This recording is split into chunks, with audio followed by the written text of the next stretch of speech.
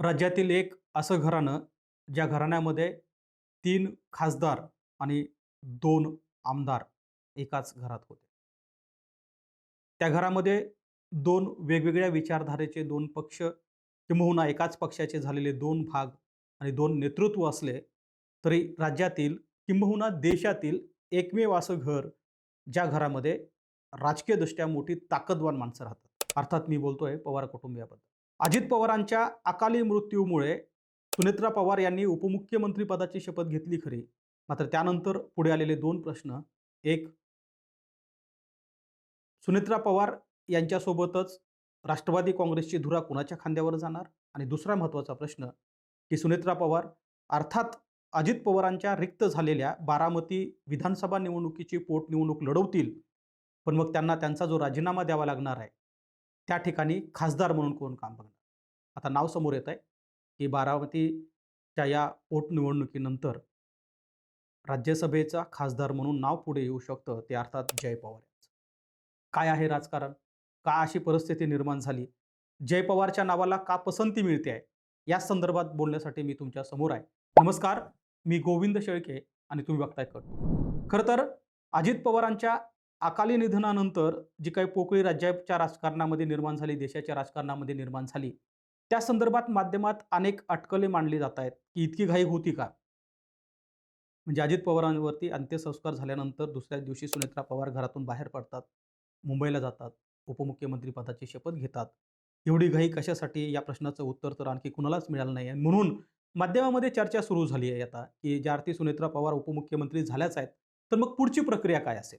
अर्थात पहिली प्रक्रिया अशी, की सुनेत्रा पवार या उपमुख्यमंत्री झाल्या असल्या तर त्या अद्याप कोणत्याही विधिमंडळाच्या सदस्य नाही आणि त्यामुळं पुढच्या 6 महिन्यामध्ये बारामती विधानसभा मतदारसंघामध्ये पोटनिवडणूक लागेल. त्या पोटनिवडणुकीमधून अर्थात सुनेत्रा पवार बिनविरोध निवडून येतील. कारण आपल्याकडं प्रथा आहे, की अशा एका नेत्याचं, आमदाराचं अथवा खासदाराचं ज्यावेळी अकाली निधन होतं, त्यावेळी त्या ठिकाणी कुणीही विरोधात शक्यतो उमेदवारी अर्ज भरत नाही आणि जरी भरला तरी तिथे बिनविरोध देण्याची परंपरा ही मागच्या अनेक वर्षाची. पण सुनेत्रा पवार ज्यावेळी विधिमंडळाच्या सदस्य होतील, त्यानंतरच त्या राज्यसभेच्या खासदार पद सोडतील आणि त्यानंतर त्या प्रक्रियेला सुरुवात होईल. आपल्याला माहीत आहे, की सुनेत्रा पवार यांनी 2024 ची लोकसभेची निवडणूक लढली होती आणि त्या लोकसभा निवडणुकीमध्ये त्यांचा मोठा पराभव झाला होता. त्यानंतर राष्ट्रवादी काँग्रेस अजित पवार गटाकडनं त्या राज्यसभेच्या सदस्य म्हणून काम बघत होत्या.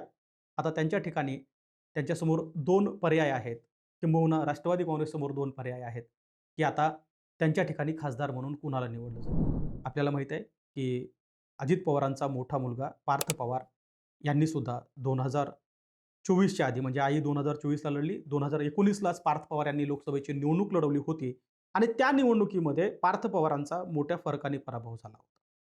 अर्थात ती निवडणूक वेगवेगळ्या अर्थाने गाजली. त्याचा एक अर्थ असा होता, की पार्थ पवार ज्यावेळी भाषणाला उठले, त्यावेळी त्यांना भाषण नीट करता आलं नाही आणि त्यामुळं पार्थ पवार मोठ्या टीकेचे धनी झाले होते. अगदी माध्यमामध्ये बातम्या रंगल्या होत्या, की अजित पवारांचे हेच पुढे वारस आहेत का? पण त्यानंतरच्या काळात सुद्धा पार्थ पवार पक्ष म्हणून, चळवळ म्हणून राष्ट्रवादी काँग्रेसमध्ये सक्रिय होते.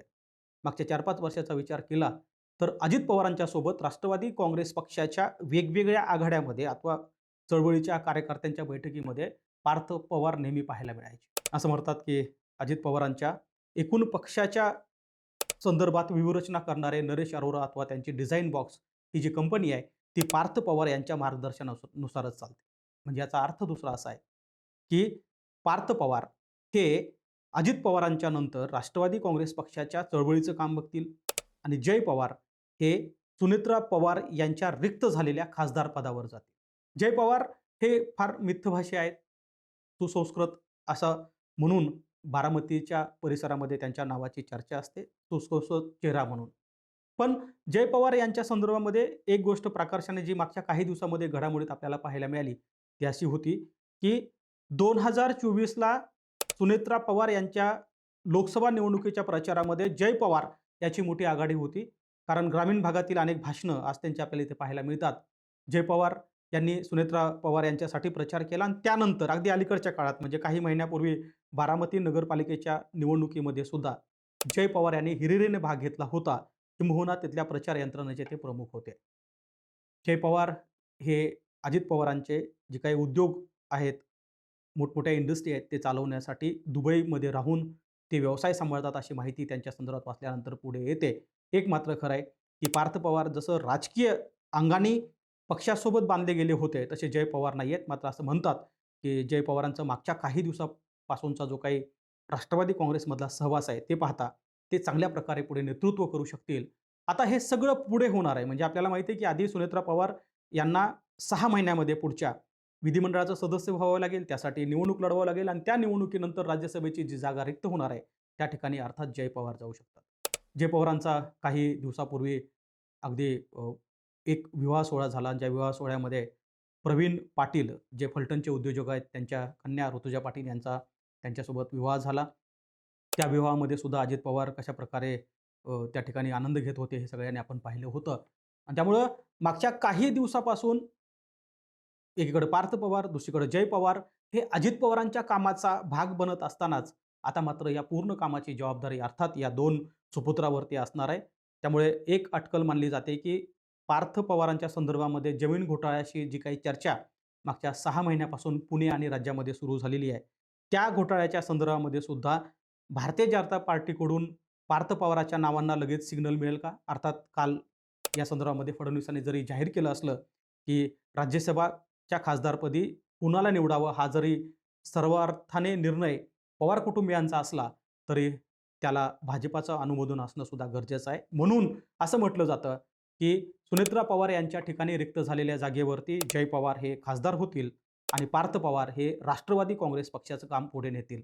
अर्थात या प्रश्नाची उत्तरं मिळण्यासाठी पुढचे काही दिवस वाट बघावी लागत असली, तरी एक मात्र खरं आहे, की अजित पवारांच्या निधनानंतर सुनेत्रा पवार यांचं उपमुख्यमंत्रीपदी विराजमान होणं, उपमुख्यमंत्रीपदी विराजमान झाल्यानंतर लगेच कामाला सुरुवात करणं आणि त्यानंतर त्यांच्या ठिकाणी रिक्त झालेल्या जागावरती जय आणि पार्थ पवार यांनी काम बघणं, हे फार घाईचं होत असलं, तर ते क्रमप्राप्त आहे. कारण घरातील कर्ता पुरुष किंबहुना एखादा नेता ज्यावेळी अकाली निघून जातो, त्यानंतरची जी परिस्थिती निर्माण झाली आहे, ती परिस्थिती सांभाळण्यासाठी वारसाने पुढे आलंच पाहिजे. अर्थात ती कारकीर्द कशी असेल? पार्थ पवार खासदार पदाच्या या निवडीमध्ये स्पर्धेत असतील का? जय पवार यांची एकमुखाने राज्यसभेच्या खासदार म्हणून निवड होणार का? आणि त्यानंतर राष्ट्रवादी काँग्रेस पक्षासोबतच अजित पवारचा वारसा कसा चालेल, हे पाहणं मोठं महत्त्वाचं ठरणार आहे. धन्यवाद.